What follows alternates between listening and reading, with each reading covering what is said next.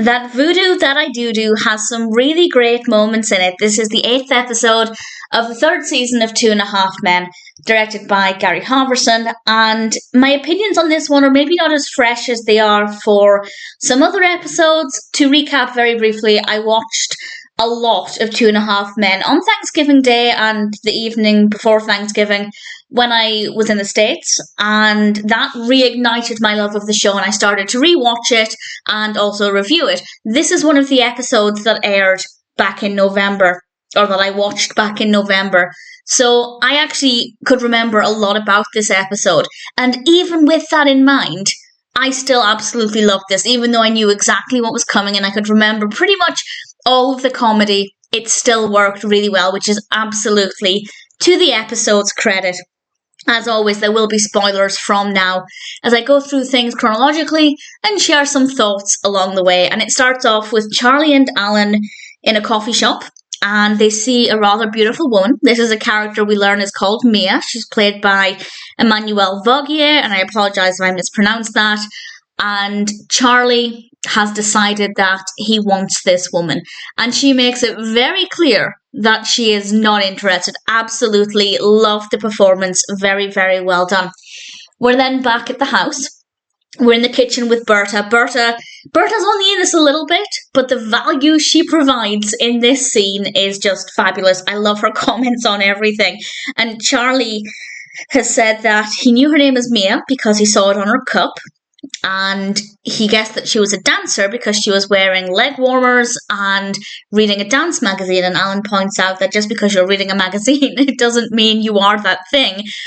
And Berta points out that Alan is a monster boob, which I just thought was very, very funny.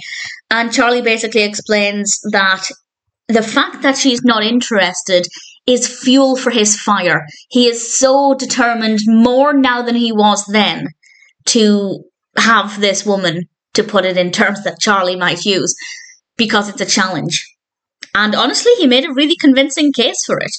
And he decides to find all of the dance schools with a teacher called Mia. And the next thing we know, he's standing outside the window. The fact that she's teaching a children's dance class does make it a little bit sinister to have Charlie kind of stalking her and peeking in through the window, but it was necessary for the way the episode progressed, because he enters the class, which I feel like shouldn't be possible. It shouldn't be that easy to just walk into a child's ballet class, but nevertheless, that's what he does, and he convinces her to let Jake join the class. In fact, he doesn't need to convince her. She says, bring Jake along. He's clearly using Jake as a pawn in his attempts to get with Mia. And we then cut to the scene immediately after that, where Charlie is feeding Jake. He's giving him so much junk food, to the point where Jake said at one point he was starting to get dizzy from all the food. And it's very clear Charlie is buttering him up to tell him that he kind of needs to go down to the dance class. And Alan initially said, what are you doing? Don't do this to my son. But Charlie said, if I can convince Jake to go, can he go? And Alan thought, well, there's no way that's ever going to happen, so sure, why not? And the next thing we know, Jake is agreeing. But the reason he agrees is so funny, because Charlie says, how much money will I have to give you? And Jake says, $10. And then Alan whispers something to him, and Jake says $1,000. And Charlie says $500. They're doing a bit of bartering, and this is the bit that I absolutely loved. Alan says, split the difference, and Jake says, without missing a beat, $250. Obviously completely misunderstanding how splitting the difference when bartering works, and I just thought that was very Jake, and Charlie accepted it immediately. And then, after a tiny bit of suspense, Jake turns up at the dance class in his outfit. I think he looks brilliant. I think the outfit looks great. And initially it seems like he's not going to play ball. But then he sees his teacher and basically instantly develops a crush on her and is very willing to take part in this dance class. Gets a little bit awkward when Mia asks Jake, do you know first position? And Jake replies, is that like missionary position? Very, very awkward, but we quickly move on to that, into this a fabulous montage of Jake practicing and Charlie's practicing with him. And then we have clips of him in the ballet class. And it's really beautifully done. It maybe lasted a little longer than it needed to, but I still enjoyed watching it. And by the end of it, by the end of this montage, Mia gives Charlie her number. And that is, of course, part of the mystery of was she going to do this? Is Charlie's efforts and the $250 he spent, is that all going to pay off?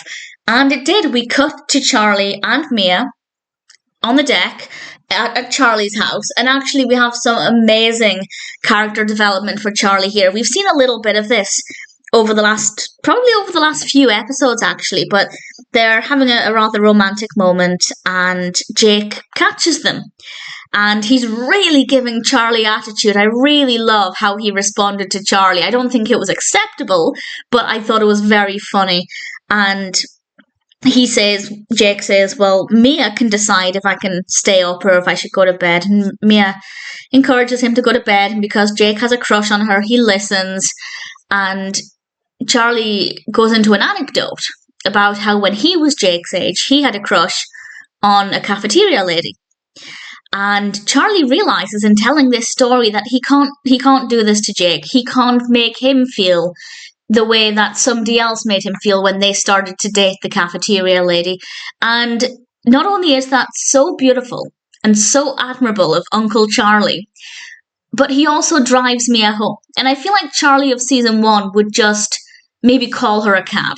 And just taking that extra step to make sure she got home safely was, I think, a bit more of a character development for Charlie as well. Definitely getting some more maturity and a little bit less selfishness. And this is really lovely to see. And then Charlie actually goes to see Jake to tell him that he took Mia home. And we have a lovely little bonding moment between them. And then the final scene, we get to see the dance recital, which kind of suggests that Jake actually kept up the ballet classes for at least a little bit. And he comes out on stage dressed as a sheep. And I absolutely love it. And I thought it was a fun way to end things. And I rather enjoyed this episode. As I said, I did watch it a couple of 9 months ago now, if my maths is correct. And even though I could remember pretty much all of this, it was still brilliant, and that's absolutely a credit to the episode. Really strong, very funny in a lot of places, really, really sweet with Charlie's character development. That Voodoo, That I Do is a pretty great episode of 2.5 Men, and while I probably won't watch it within the next 9 or 10 months, I'm sure that when I do watch it again at some point in the future, I'll really thoroughly enjoy it then as well.